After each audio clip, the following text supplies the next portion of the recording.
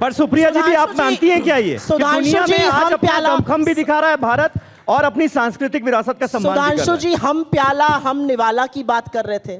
काश इसी तकरीर से, काश इसी जज्बे से चीन का नाम आपके प्रधानमंत्री ले पाते।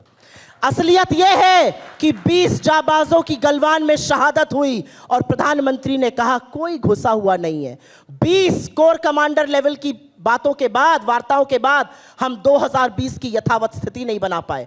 हम चीन से $200 बिलियन का ट्रेड कर रहे हैं, लोगों की आंख में धूल झोंक रहे हैं टिकटॉक बैन करके। अरे असलियत यह है कि चीन आपके घर में घुसा हुआ है। सारा का सारा लद्दाख सड़कों पर है, वहां पर लोग आमरण अनशन कर रहे हैं। आप वहां जाने की भी जरूरत नहीं समझते हैं। कश्मीर की बात करते हैं, चुनाव नहीं लड़ पा रहे हैं वहां पर, 3-3 सीटों पर उम्मीदवार नहीं उतार पाए। अरे इतना बढ़िया था तो कश्मीर में चुनाव लड़के दिखाते ना, काहे भाग गए? असलियत यह है कि पाकिस्तान की चर्चा होनी चाहिए जब पाकिस्तान के 2 टुकड़े किए इंदिरा गांधी ने सेना के शौर्य और पराक्रम के बल पर। सारा विश्व एक तरफ था, आंख में आंख डाल के पाकिस्तान के 2 टुकड़े करके बांग्लादेश को जन्म दिया। आपकी तरह कोई घुसा हुआ नहीं है कहकर चुप नहीं बैठी। चीन को सबक सिखाइए। मैं आज कहती हूं पूरा विपक्ष आपके साथ है। चीन का नाम नहीं लेते हैं भाई। अरे वहां अरुणाचल में आपका सांसद कह रहा है अरुणाचल में गांव बसा रहे हैं। नेपाल ने अपने करेंसी नोट पर हमारी जगह लगा दी, हम चुप रहे।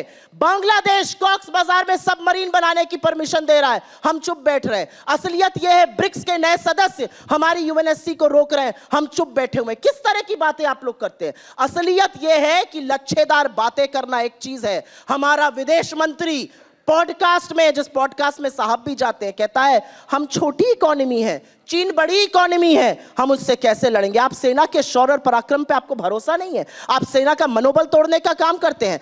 2020 की यथावत स्थिति ना बनना, बार बार चीन कहता है, आपका प्रधानमंत्री भी तो कहता है कोई घुसा हुआ नहीं है। चीन का नाम क्यों नहीं लेते हैं? और पाकिस्तान की बात कृपया करके वो लोग ना करें, नाम ले लूं, कृपया करके वो लोग ना लें कि पाकिस्तान का नाम, जो असलियत में पाकिस्तान जाकर जिन्ना की मजार पर मत्था टेकते हैं। ये काम मत कीजिए। चलिए, वक्त हमारे पास थोड़ा सा कम है। सुधांशु जी जल्दी से एक कमेंट आप। देखिए, अब मैं अपेक्षा करूंगा जैसे मैंने शांति से सुना है, अब जैसा मैंने शांति सुना वैसे सुनेंगे। देखिए, इनको क्या भरोसा है।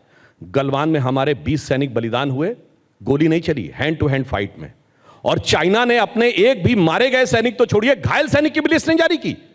आपको यकीन का लगता है कि 20 लोग हाथ की फाइट में मारे जाएं, उधर से एक भी मारा ना जाए, एक घायल भी ना हो? उस चीन के आंकड़े पे इनको भरोसा है। सोचिए, ये देश की सेना के साथ क्या बर्ताव करना चाहते हैं, और राहुल गांधी कहते हैं कि हमारे सैनिकों को पीट रहे थे। चीन के आंकड़े पे भरोसा नहीं है, अपनी सेना के आंकड़े पे भरोसा है। आप देखिए, आप बोल रहे हैं मैंने डिस्टर्ब नहीं किया। हमने तो बिल्कुल कहा हमारे 20 सैनिक थे, उनका पूरे सम्मान के साथ उनके गांव तक ले जाके अंतिम संस्कार कराया गया। मगर ये चीन के बारे में कहते हैं, आज जाके जरा चीन की हालत देख लीजिए। चीन की सबसे बड़ी रियल एस्टेट की कंपनी एवरग्रांड बैंकक्रप्ट हो चुकी है। चीन की 18 रियल एस्टेट कंपनियां डिफॉल्टर हो चुकी हैं। चीन में पिछले क्वार्टर में, 2 क्वार्टर पहले डिफ्लेशन था। अगर आप देखें, इस समय चीन से ज्यादा रेमिटेंस पिछले क्वार्टर में भारत के स्टॉक एक्सचेंज में आया है। जो फॉरेन रेमिटेंस आया, $111 बिलियन का एनआरआईज के द्वारा भारत में चीन से ज्यादा आया है। और सुनिए, अब पहली बार ऐसा हुआ है कि चीन की आईफोन की फैक्ट्री चीन के बाहर दुनिया में कहीं बनी है तो भारत में आके बनी है। उससे चीन को कोई नुकसान नहीं हुआ होगा।